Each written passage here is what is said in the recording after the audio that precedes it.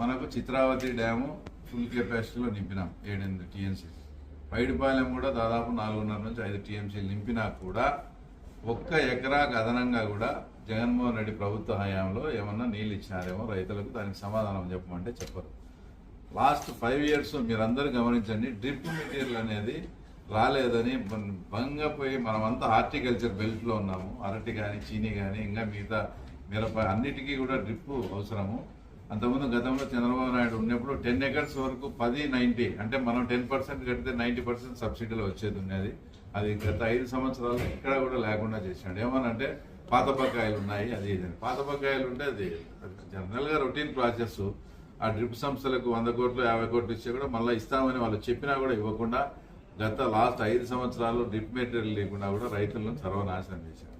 తర్వాత ఇన్సూరెన్స్ విధానం కూడా అది ఎవరు నేనే కడతానని చెప్పి అతనే ఒక ఇన్సూరెన్స్ కంపెనీని సృష్టించి ఆ కమిషన్లు కూడా అతనే తీసుకొని ఇప్పుడు కనీసం ఇన్సూరెన్స్ మనం అమౌంట్ కట్టుకుంటే ఆ ఇన్సూరెన్స్ రాకపోతే మనం కోర్టుకు పోయి కూడా తెచ్చుకునే సందర్భాలు ఒక అథారిటీ అని ఉంటుంది.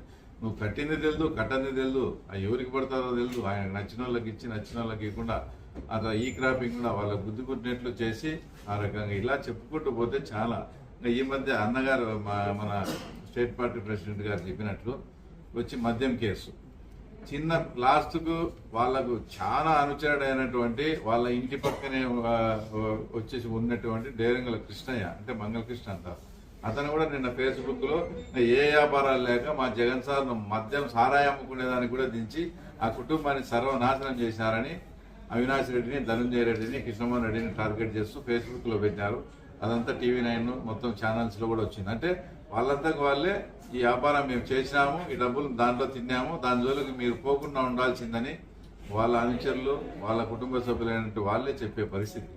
ఈ రకంగా ప్రపంచంలో ఎక్కడా కానీ 5 సంవత్సరాలు మన డబ్బులు పెట్టి మనము తాగేది కూడా మనకు నచ్చిన బ్రాండ్ కాకుండా జగన్మోహన్ రెడ్డికి నచ్చిన బ్రాండ్ తాగించిన ముఖ్యమంత్రి, 5 ఏళ్ళు ప్రజలతో అతనికి నచ్చిన బ్రాండ్లనే తాగించిన ముఖ్యమంత్రి నాకు తెలిసి ప్రపంచంలో ఎక్కడా కానీ లేడు.